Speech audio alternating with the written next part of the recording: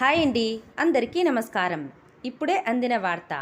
ఏపీలో ఎన్నికలు వాయిదా, షాక్ ఇవ్వనున్న ఉద్యోగులు అనే లేటెస్ట్ అప్డేట్ అయితే రావడం జరిగిందండి.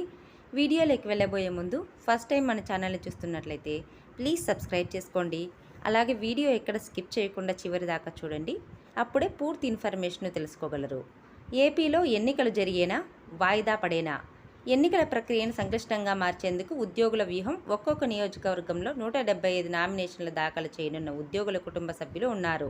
సిపిఎస్ రద్దు, సిపిఎస్ నిధుల అక్రమ మళ్లింపు, ఉద్యోగులకు రావాల్సిన బకాయిలపై ఏపీ ప్రభుత్వ వైఖరిని దేశవ్యాప్తంగా ఎండగట్టే ప్రణాళిక ఉద్యోగులను చులకనగా, హీనంగా చూస్తున్న వైసీపీ, టీడీపీలకు గుణపాఠం. మీకు మా రెండు పార్టీలు తప్పితే ప్రత్యామ్నాయం లేదు కదా అని వెటకారిస్తున్న అధికార ప్రతిపక్షాలకు షాక్ ఇవ్వనున్న ఉద్యోగులు. గెలుపు ముఖ్యం కాదు, కానీ మా ఓటు మాకే వేసుకుంటాం, ఇది మా ఆత్మగౌరవ సమస్య అంటున్న ఉద్యోగులు.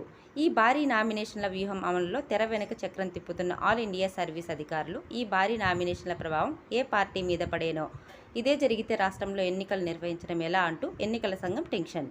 సుమారు 12 లక్షల ఈవీఎంలు కావాలి, లేదా బ్యాలెట్ పేపర్ పెట్టాలి, పోలింగ్ బూతులు మార్చాలి, పెద్ద సంఖ్యలో మానవ వనరులు, రవాణా సమకూర్చాలి. రాష్ట్రంలోని అన్ని నియోజకవర్గాల్లో ఈ స్థాయిలో నామినేషన్లు దాఖలైతే ప్రపంచ రికార్డే.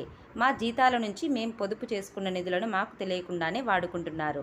ఇదేం న్యాయం అని ప్రశ్నిస్తే కక్ష సాధింపులకు పాల్పడుతున్నారు. అధికారంలోకి వచ్చిన వారంలోగా సిపిఎస్ రద్దు చేస్తామన్నారు.